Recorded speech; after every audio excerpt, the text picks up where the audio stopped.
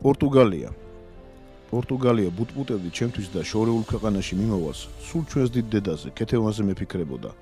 ეს უკვე მეორედ მიწევს პორტუგალიაში სტუმრობა. სულ 2 წლის წინ სტუმრობდი ქალაქ ბრაგანსას, მაგრამ მაშინ ალბათ არ ინება არსთა გამრიგემ ჩემი დიდი ხნის ოცნების ასრულება. არა და თეთრად გავათენე რამდენიმე ღამე. სულ ლისაბონი მიტრიალებდა. ოკეანისპირა ქალაქში დავბორიალოვდი და ვეძებდი აუგუსტინელთა ცნობილ დაგრასას მონასტერს, რომელიც ქეთევანის წამების საიდუმლოს ინახავდა. ეს უკვე მეორედ ფიქრობდი ჩემთვის. იქნებ ამჯერად გადმომხედოს წყალობით უფალმა და როგორმე ჩავიდე ლისაბონში. ქართველთა დიდი დედოფლის სული მიხმობდა. ასე მეგონა, ოკეანისპირა ქალაქიდან გიხმობდა ქეთევანი. ჩვენი საქმიანი ვიზიტი თითქმის დასრულდა ულამაზეს ქალაქ პორტოში, რომელმაც მოგხიბლა თავისი ზღაპრული სილამაზით, თავისი პორტუგალიური ეშხით და მიმზიდველობით. ღამით სინათლის ჩქერალში ჩაძირული პორტოს გავცქეროდი და მაინც ლისაბონში ვიყავი. ბოლოს როგორც იქნა გავანდე ჩემს კოლეგებს სურვილი. ჩვენი პორტუგალიელი კოლეგა ანტონიო გიყურებდა უცნაური შუქით ანთებულ თვალებში ქართველებს და თითქოს რაღაცას გრძნობდა. ვიზიტის დასასრულს სწორედ ანტონიომ გაგვიწია დახმარება. ლისაბონის მიმართულებით მატარებლის ბილეთების შეძენაში დაგვეხმარა და დავიძალით. ჩემს კოლეგებთან ერთად დავადექი ლისაბონის გზას. სულ 5 საათი იყო მგზავრობისთვის საჭირო და აღმოჩნდებოდით იმ ქალაქში, სადაც ქეთევანის სული გველოდა ქართველებს. ია მოსაშვილი, ნინო ფაილოძე, რუიზა მიქობიძე და თქვენი მონამორჩილი. 4 ქართველს მიაქროლებდა ლისაბონისაკენ მიმავალი მატარებელი. ჩავედით რამდენიმე საათიანი მგზავრობის შემდეგ. ვიოდექით პორტუგალიის დედაქალაქს. გული გამალებით დგეს, თითქოს ვინმე ათესავი გველოდა, თუმცა ადვილი არ იყო დაგრასას აუგუსტინელთა მონასტრის მიგნება. ვიარეთ. ია მოსაშვილის ტელეფონი გვიწევდა მცირე ხანს მეგზურობას. ვეძებდით დაგრასას, სადაც ქეთევანის შემზარავის წამების სცენა გამოესახათ პორტუგალიელ ბერებს. იქ ერთი ტრანსპორტით დავიქირავეთ. ახალგაზრდა ქალბატონი სხარტად მართავდა ტურისტებისათვის განკუთვნილ ტენტიან საზაფხულო ელექტრომობილს. შეუყევით კარგა ხნის ზებნის შემდეგ ლისაბონის აღმართს, სადაც როგორც პორტუგალიელმა ქალბატონმა აგვიხსნა, დაგრასას მონასტერი მდებარეობდა. თეთრი უზარმაზარი ტაძარი გამოჩნდა. გულმა მიკარნახა თუ ქეთევანის სული მოგვიგება. გავჩერდით, კოლეგები მისდიდნენ. მე მონასტრისკენ გავემართე, რომ რაიმე შემეტყო. ვება ტაძარს შემოუარე, მაგრამ ყველა კარი დაგმანული დამხვდა. გული მიკანკალებდა. ვაი თუ ეს არის და დაკეტილია. ვაი თუ ტყუილა ჩამოვედით.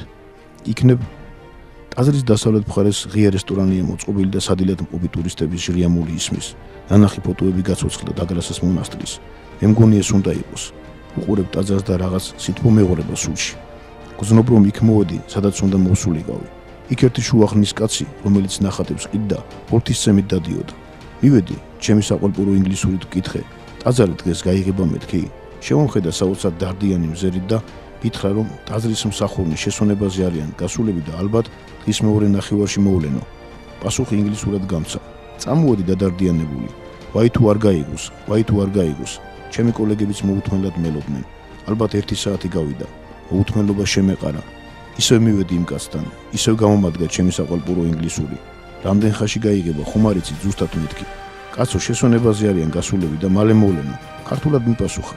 ჯერ მეგონა რომ მომეჩვენა. გაუგნებული შევცქეროდი. ქართულ თვალებში ღიმილი ჩაუდგა. ქართველი ვარ, ქართველი. ცრემლი მომაწვა. ასე გავიცანეთ პორტუგალიაში, ქალაქ ლისაბონში მოღვაწე ქართველი, თბილისში მცხოვრები ბატონი ავთანდილ ჭიჭინაძე, რომელიც 16 წლის წინ ჩამოსულა აქ და დღემდე პორტუგალიაში ცხოვრობს. საქართველოში ხშირად ჩადის. ერთი სული მაქვს, როდის დავბრუნდები ჩემს ქვეყანაში. დაჭაში, ამა ჩემი სახლს უნდა მივხედო. 7 ცხოვრება მინდაო, გაგვანდო ბატონმა ავთომ. ესაც ქრისტიანული სარწმუნოების მანათობელი დედოფლის ქეთევანის სულის ნება იყო, რომ ქართველი კაცი დაეხვედრებინა დაგრასას ტაძრის ეზოში და რომ არა ავთანდილ ჭიჭინაძე ჩვენ ვერ ვნახავდით ჩვენ დიდ დედოფლის წამების სცენას. ავგუსტინმა ბერებმა მაშინდელ მსოფლიოს რომ გააცნეს. ტაძარში შეგვიძღვა ბატონი ავთო. ტაძრის იმ ნაწილში, სადაც ქეთევანის წამების ამსახველი პანოა განთავსებული, სარესტავრაციო სამუშაოები მიმდინარეობდა. როგორც გითხრეს, რამდენიმე თვეში დაგრასას ტაძარში საქართველოს პრეზიდენტი უნდა ჩასულიყო. ჩვენი სტუმრობა სწორედ სარეაბილიტაციო სამუშაოებს დაემთხვა. თუმცა ავთანდილ ჭიჭინაძის თხოვნით მაინც შეგვიშვეს. წინ წაგვიძღვა სამუშაოების ზედამხედველი ახალგაზრდა პორტუგალიელი დიეგო, რომელმაც არა მარტო ქეთევანის წამების ამბავი, მე-17 საუკუნის ქართლ-კახეთის ისტორია ზედმიწევნით იცოდა. მცირე ხნით შეწყვიტეს სამუშაოები. სულ რამდენიმე წუთით და საშუალება მოგვეცა ჩვენი დიდი წინაპრის, დედათა შორის გამორჩეული ქეთევანის წამების სცენა ახლოს გვენახა. შირაში დატრიალებული ტრაგედია ჩვენს თვალწინ გაცოცხლებულიყო. ხედავდი, როგორ სასუებით ეხებოდნენ დაშანთული ქეთევანის სახებას ჩემი მეგობარი მანდილოსნები და ცემით ეფერებოდნენ ჩვენთვის აღსრულებულ დედოფალს. თითქოს სწორედ ჩვენს თვალწინ ხდებოდა ეს შემზარავი ამბავი და უმწევნი ვერაფრით შოროდით შაჰაბაზისაგან შერისხულ ქეთევანს. ჩვენი ხლა ვიმყოფებით პორტუგალიის დედაქალაქ ლისაბონში, დაგრასასრული მონასტერში, რომელშიც 70-იან წლებში მე-20 საუკუნის აღმოჩნდა ეს პანო, რომელიც გამოსახულია ქართული დედოფლის ქეთევანის წამების სცენა. მოგეხსენებათ, როგორი სიტუაცია იყო მე-17 საუკუნის დასაწყისის კახეთის სამეფოში.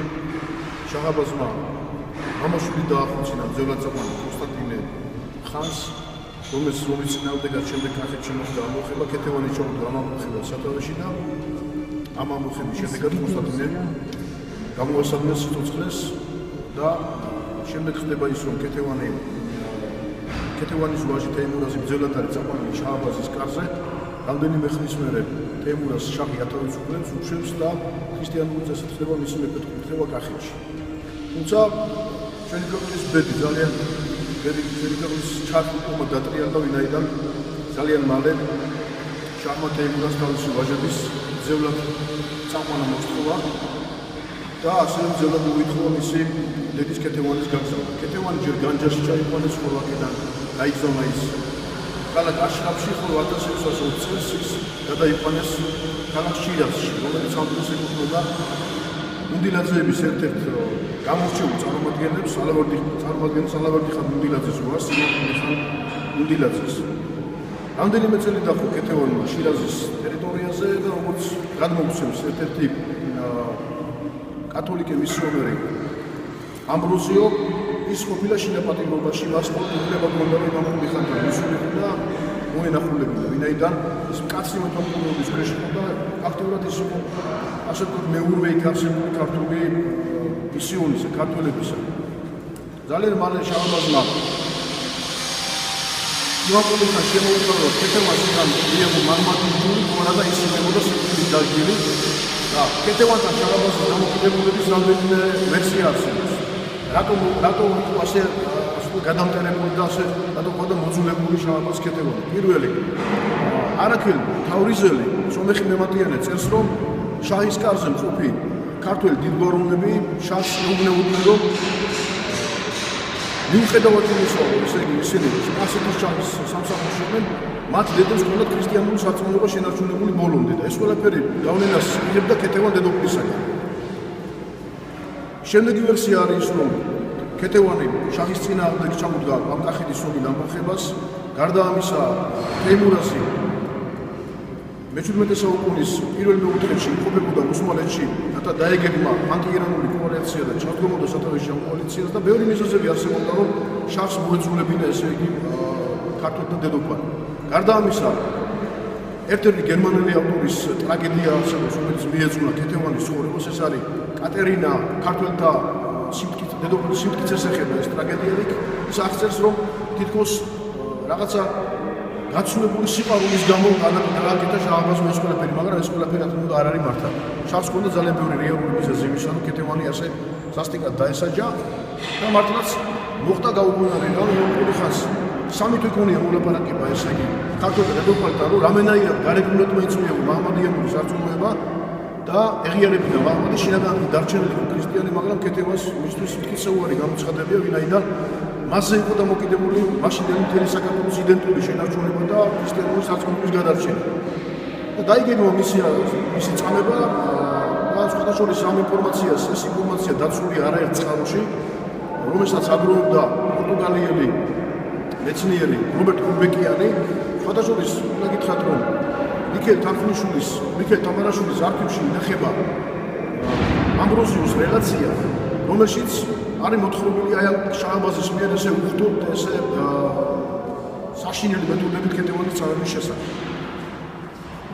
გამოიყვანეს ქეთევანი საჯაროდ, შირაზში ხდება ეს ამბავი და საშინელი მეთოდებით გახურებული სპილენძის ქვაბი დაამხეს მასტავზე, ხედავთ ამ ფრესკაზე, ამ პანოზე რაცაა გამოსახული, შანთებით დაგლიჯეს მას ხურცები, შამპურები გაუყარეს სხეულში, შემდეგ დაწვეს, საბლით მოახჭვეს და ბოლოს დაწვეს და მისი ნეშტი წაიღეს და დაფრინეს ქალაქ გარეთ ერთ-ერთ უწმინდურ ადგილზე წინასაკუთრებული ამოთხრილი ესორმოდა აი ამ ორმოში ჩაყარეს ტუმარაში ჩადებული მისი ძვლები.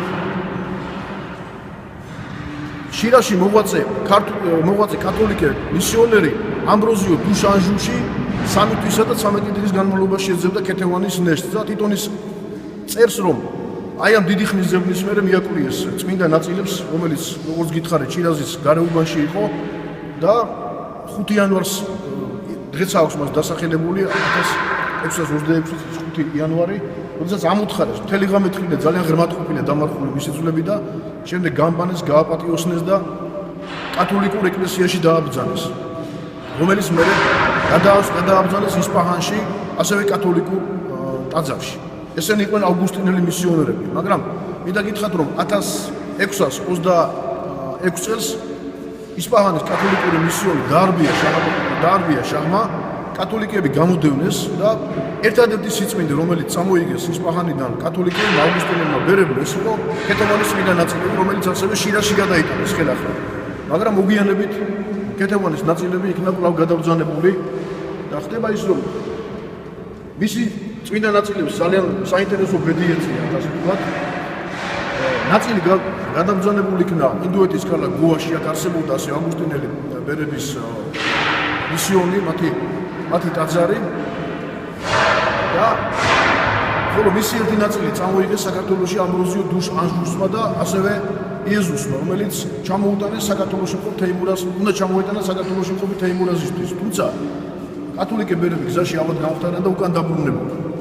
მომდევნო წელს ჩამოუტანეს თეიმურაზს და გადასცეს ქეთევანის თავის ქალის წმინდა ნაწილი და ასევე მისი, როგორც თავად კათოლიკე ბერიძეს, მისი ფეხი, რომელსაც სამსჭვალის, ესე იგი, მარწუხის კვალი კვლავ ეთხოვოდა. ამაზე ურბან მერვეს რომის პაპს თეიმურაზი წერდა ძალიან დიდი მადლიერებით, რომ მამა ამბროზიო დუშანჟუში არის გამორჩეული ადამიანი, რომელმაც ესე დედაჩემის წმინდა ნაწილები ჩამომიტანებოდა. სწორედ აი ამის გამო ამ გორში კათოლიკებს აჩუქა მიწა, სადაც მათ უფლება მიეცათ, რომ აეშენებინათ სახლი და ესე იგი კათოლიკური სარწმუნოების პროპაგანდისთვის, ასე ვთქვათ, ხელი შეწყობილდათ. ქეთევანის წმინდა ნაწილების ერთი ფრაგმენტი, ასე ვთქვათ, მისი ქვედაყბა დონ პიეტრო ავიტაბილის მიერ იქნა ჩატანილი რომში და გადაეცა პიეტრო დელავარის. სავარაუდოდ ეს ყბა ჯერ ინახებოდა ქალაქ გოაში და ეს ყბა იქნა გადაბრძანებული, ესე იგი, კათოლიკურ ტაძარში რომში და შემდეგ წმინდა პეტრეს ტაძარში სავარაუდოდ განისვენებს ქეთევანის ეს წმინდა ნაწილი. არის ასევე ვერსია, ერთ-ერთი ვერსია, რომლის თანახმადაც ქეთევანის წმინდა ნაწილები არის ასევე ბელგიაშიც. არაქელ თავრიზელის სომას თუ დაუჯერებთ, ესე იგი ქეთევანი კათოლიკე მისიონერებმა წაიყვანეს და დაასაფლავეს საფრანგეთში არაქელ თავრიზეზე, თუმცა ძნელად დასაჯერებელი ფაქტია. ასე რომ აი მისი წმინდა ნაწილები ასე არის რამდენიმე ქრისტიანულ ქვეყანაში, ასე ვთქვათ, დაცული და დავანებული.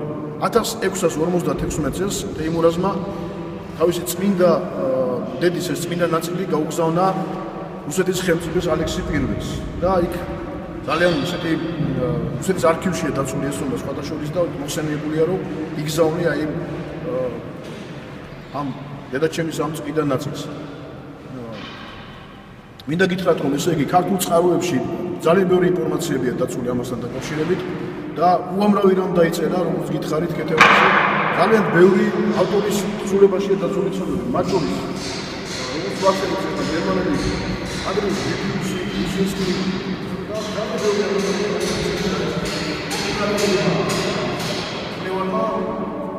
უაგრომა ეს ინფორმაცია როგორც აღნიშნე და ბატონ რეზო დაბუგაშვილი იყო ადამიანი რომელმაც პირველად ნახა ეს ფრესკა რომელიც ჩვენს წინ არის ეხლა რომელიც გამოსახულია ეს შემზარავი ამბავი და მართლაც გასაოცარი ფაქტია რომ ამხელა მანძილზე კათოლიკე მისიონერებმა ავგუსტინელებმა ბერებმა ჩამოიტანეს ეს ამბავი და სავარაუდოდ ალბათ წმინდა ნაწილებიც უნდა იყოს დაცული ამ მონასტრის ტერიტორიაზე ვინაიდან ისე შემთხვევით ამ ფაქტს ასე არავინ არ გამოსახა და მე-17 საუკუნეში და მე ვფიქრობ რომ ეს იყო მსოფლიოში, მაშინე მსოფლიოში ერთ-ერთი ყველაზე რეზონანსული ამბავი, ვინაიდან ქეთევანის წმებას ამხელა რეზონანსი ჰქონდა, რომ ხედავთ აი ამხელა უზარმაზარ მონასტერში ასეა ამხელა ფრესკა არის დავანებული დღემდე.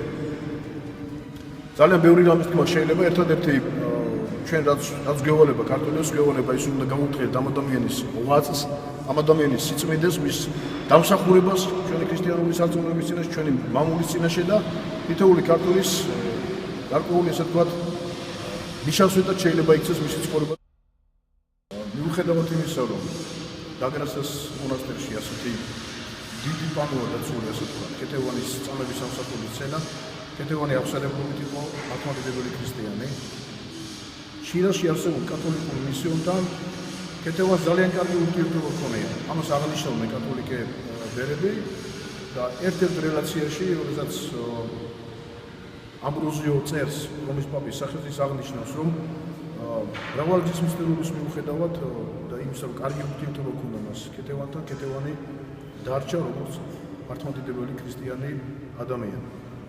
და მე მინდა გავიმეორო, რომ ესე იგი ისპაჰანის კათოლიკური მისიონის ხელმძღვანელი მანუელ დე დეუსი, რომელმაც ამ ისპაჰანში კათოლიკე მისიონის დარბევის მერე ერთადერთი საგანძური, რომელიც წაიღო შირაში, ეს იყო და გადაარჩინა ეს იყო ქეთევანის წმინდა ნაწილები. რაც შეეხება ქეთევანის წმინდა ნაწილების გასვენებას ინდოეთის ქალაქ გოაში, გოვა წარმოადგენდა პორტუგალიელი მისიონერების ერთ-ერთ ადგილსამყოფელს, ავგუსტინელი ბერების ერთ-ერთი ცენტრი გახდათ.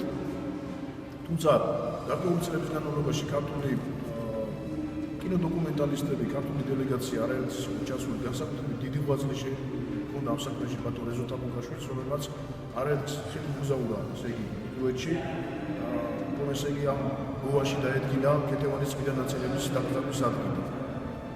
და მინდა გითხრათ, რომ ამ მისიით იყო ჩასული ასევე მეორე ქართული დელეგაცია ვაჟალოთ ქუფანიძის ხელმძღვანელობით ინდოეთში, რომელმაც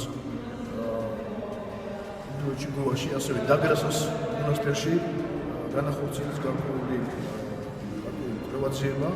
არქეოლოგიური გათხრების შედეგად საბოლოო ჯამში 2006 წელს დადგინდა სასაცილო ინფორმაცია დაუცინდა, რომ აღმოჩენილი წმინდა ნაწილები, რომელიც ქალაქ გოაში აღმოჩნდა ერთ-ერთი არქეოლოგის ადგილობრივი არქეოლოგის მიერ, ამბობენ ქეთევანის დაკავშირებით.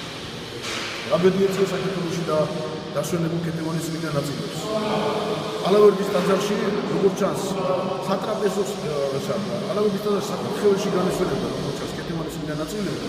თუმცა 1723 წელს მოხდა ძალიან ტრაგიკული ფაქტი, როცა კახეთი გაარბიეს ოსმალებმა და რეგენტმა, კონსტანტინე კახთა მეფე მაჰმად ყულიხანი შეეფარა ფიზიხში, ხოლო თეიმურაზი კახთ დიდებულებთან ერთად ანანულში აპირებდა ამ შეფარვას და როდესაც უნდა გადაელახა მდინარე არაგვი, ავგუსტი ბატონიშვილი წერს, რომ ერთ-ერთი მათგანის ცხენი გაბრიკა აი ამ ტერმინით მოიხსენიებს და ქეთევანის წმინდა ნაწილები მდინარე არაგვმა წაიღო.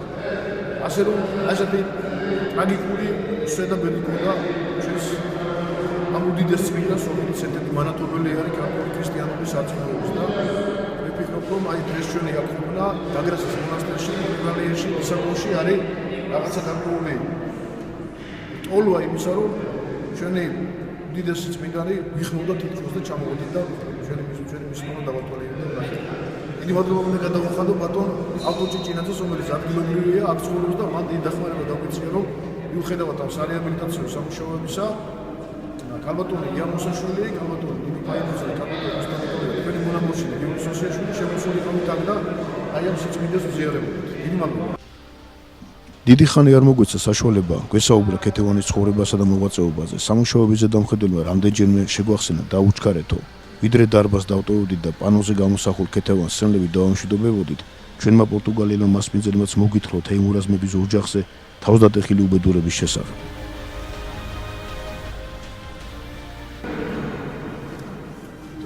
To Islam, and she denied. And because she denied to be converted, she was martyrized. And Father Abraham, we saw part of the and we saw where they buried the body. And then at night, with other friends, we went there and left the body and sent it to war. Because we need that. Because the war was actually spiritual. There was the headquarters of the Abyssinian order in Goa, and they keep the body with them there. After, the son of Ketevan, Teimuraz, arrived to rise in power again, Agustin dos Anjos bearing the bones of the great martyr, so the relics of the martyr. He gave some part to the son, to them, წმინდა ნაწილების გადაცემის ამბავია გურში. and then some part stayed in Goa. And in 2005, they were making excavations on the church in Goa, and they found the end of Cathedral. ნერეო ბავშვი გახარებული და მოვდიოდით და თითქოს ვერც მოვდიოდით. პირველი დიდი რეზო თაბუკაშვილი იყო ქართველთაგან, ვინც ამ დარბაზში მოაბიჯა და ქართველი დედოფლის წამების სცენის შესახებ აუწყა ჩვენს ხალხს. კადრებში ისმის საჭრეთლების კაკუნი, სამუშაო შიანელეს, მაგრამ სულ არ შეუწყვეტიათ. მაგრამ ამას ჩვენი გულის მოუხებაში ხელი არ შეუშლია. მოვდიოდით და გვაცილებდა ქეთევანის სული, გვაცილებდა დაგრასას ტაძრის ეზოდან ავთანდილ ჭიჭინაძე, მადლით და სიკეთით სავსე ქართველი. მოვდიოდით და ისეთი შეგრძნება მქონდა თითქოს ხელახლა ვიშვი. სიამაყე დამიბრუნა ლისაბონმა, ქეთევანის სული მოყვებოდა და საქართველოში რწმენას და სიყვარულს გვატანდა.